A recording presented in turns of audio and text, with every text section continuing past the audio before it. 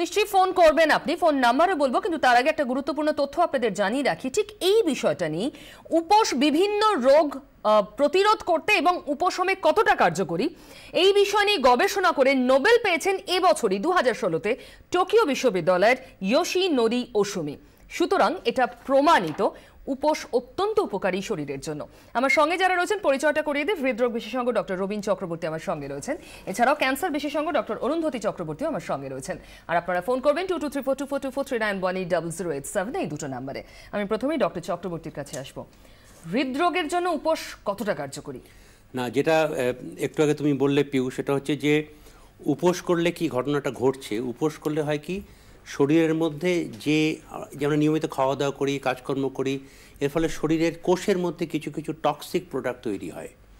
উপোস করলে হয় কি, উপোস যখন আমরা করছি তখন সেই টক্সিক প্রোডাক্টের পরিমাণটা কমে যায়, পরিমাত্রাটা কমে যায়, এবং কমে যাওয়ার ফলে শরীর তখন যে সমস্ত কোষগুলোতে টক্সিক মেটেরিয়ালগুলো রয়েছে সেই কোষগুলোকে রিপেয়ার করার জন্য সাহায্য করে, যেটাকে আমরা বলি যে সেলুলার হাউসিং মেইনটেনেন্স।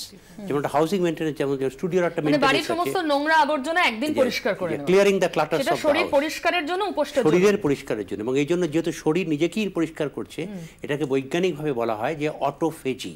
এবং যেটা একটু আগে তুমি বললে যে প্রফেসর ওসুমি এবছরের নোবেল প্রাইজ পেয়েছেন এই অটোফেজির ওপরে।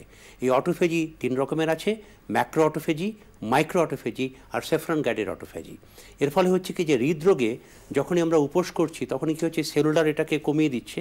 এবং জানতে হয় যে হৃদরোগ, ক্যান্সার, ডায়াবেটিস, নিউরোলজিক্যাল ডিজিজ, এগুলোর প্রাইমারি কারণটা হচ্ছে শরীরের মধ্যে একটা ইনফ্লামেশন।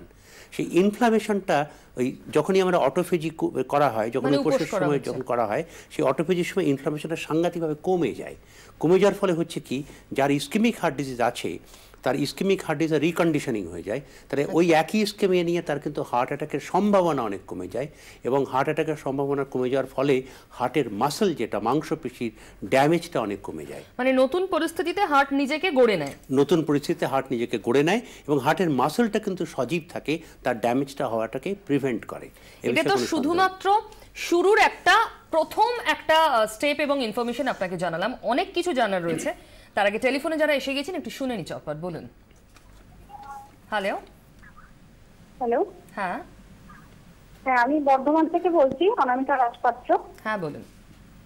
প্রথমে হচ্ছে অনেক অনেক ধন্যবাদ যে আপনারা এই শোটা করেন। আমি এখন স্টুডেন্ট হাউস ওয়াইফ, তো আমি মানে সবসময় চেষ্টা করি যাতে এই শোটা দেখতে পারি। তো প্রথম কথা হচ্ছে যে ধরুন আলসার পেশেন্ট তিনি কতটা ঠিক ডিফারেন্সে মানে খাবারটা খাবেন বা কি করবেন, তিনি আদৌ উপোস করবেন কিনা।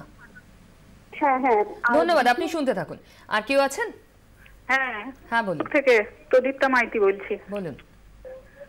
বলছি উপোস মানে আমরা অনেক সময় পুজোতে উপোস করি, পুজোর সময়, আর এছাড়া ওই অমাবস্যা, পূর্ণিমা এই সময় থাকি বসে বেশ কয়েক ঘন্টা, হয়তো হালকা কিছু খাই। এতে কি রকম মানে নিশ্চয়ই আপনি আদৌ উপকার পাবেন কিনা, ঠিক উপোস হচ্ছে কিনা আপনার, সব জানতে পারবেন। দেখতে থাকুন অনুষ্ঠান। ডক্টর অরুন্ধতী, আমি আপনার কাছে জানতে চাইবো, ক্যান্সারের প্রসঙ্গে আসবো, তার আগে যে দুজন প্রশ্ন করলেন, আলসারের একজন পেশেন্ট, তিনি কি আদৌ উপোস করতে পারেন? নির্জলা উপোস করা যাবে না, তবে কিছু লিকুইড যেমন দই, জুস, প্রোটিন, কার্বোহাইড্রেট কম খেয়ে।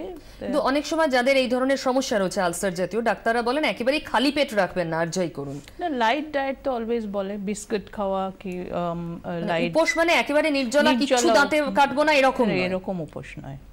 আর তাছাড়া মানে লং উপোস যেমন সেই 18 ঘন্টা 36 ঘন্টা ওই রকম না, 10 থেকে 12 ঘন্টা করলো।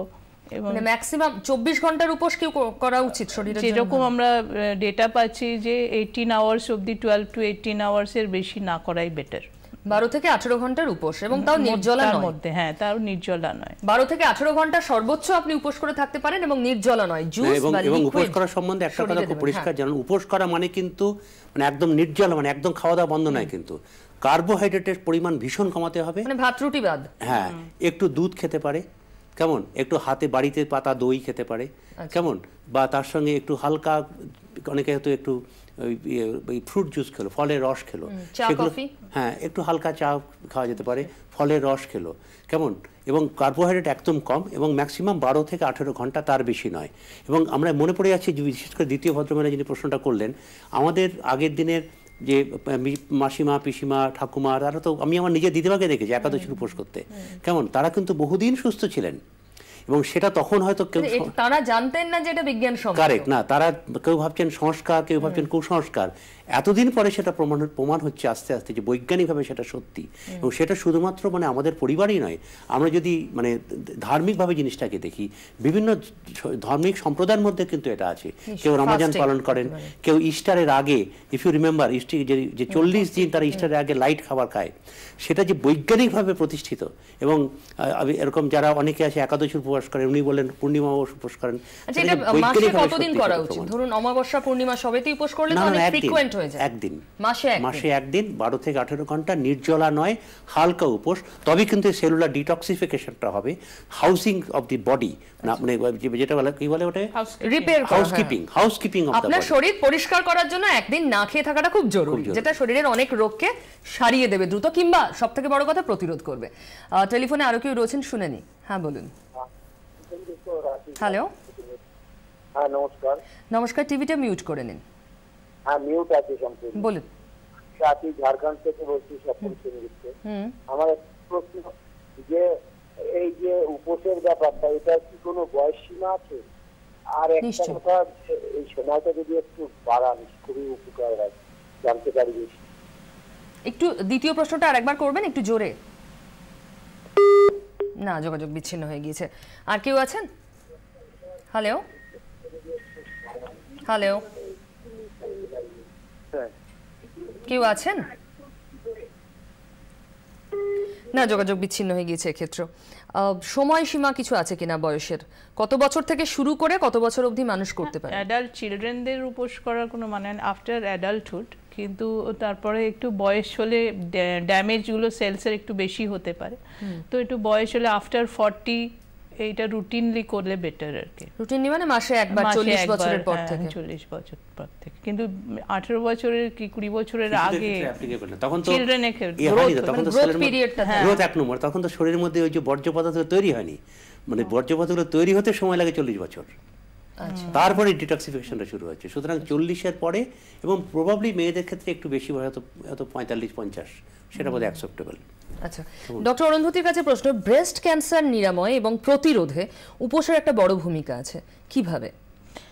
ইন জেনারেল ক্যান্সারেতে দেখা যাচ্ছে যে প্রিভেনশনেতে এটা অটোফেজিটা, উপোস যেটা, সেটা হেল্প করতে পারে। কেননা আমাদের যে কার্সিনোজেনেসিস মানে ক্যান্সার কিভাবে তৈরি হয়, সেইখানেতে দেখা যায় যে বডিতে কিছু টিউমার মানে সাপ্রেসার জিন থাকে, P53 একটা খুব ইম্পর্টেন্ট টিউমার সাপ্রেসার জিন। বডিতে আমাদের ক্যান্সার সেলস প্রডিউসড হচ্ছে, কিন্তু ওটাকে সাপ্রেস করে রেখে দেয় P53। আবার P53 এটাকে কিভাবে সাপ্রেস করে? বাই ইনক্রিজিং অটোফেজি, মানে সেলের মধ্যে যে টক্সিক যেগুলো ড্যামেজড সেলস, সেই ড্যামেজড সেলস থেকে মিউটেশন হয়ে ক্যান্সার হতে পারে। সেই ড্যামেজড সেলসকে আমরা বলি অ্যাপোপ্টোসিস, এটা সায়েন্টিফিক ওয়ার্ড।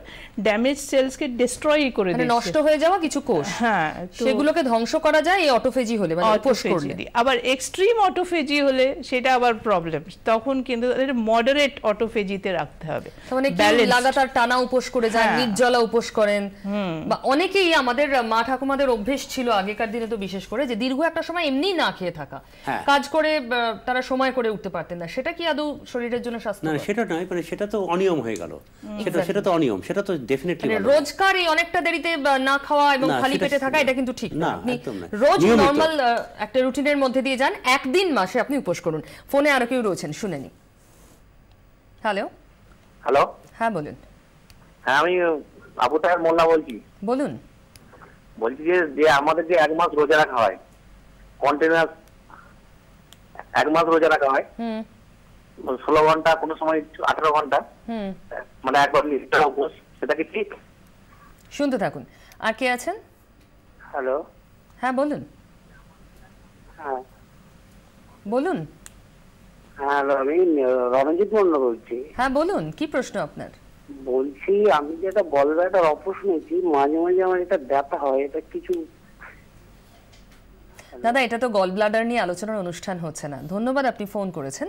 অন্য আরো একদিন অন্য কোনো অনুষ্ঠানে ফোন করবেন।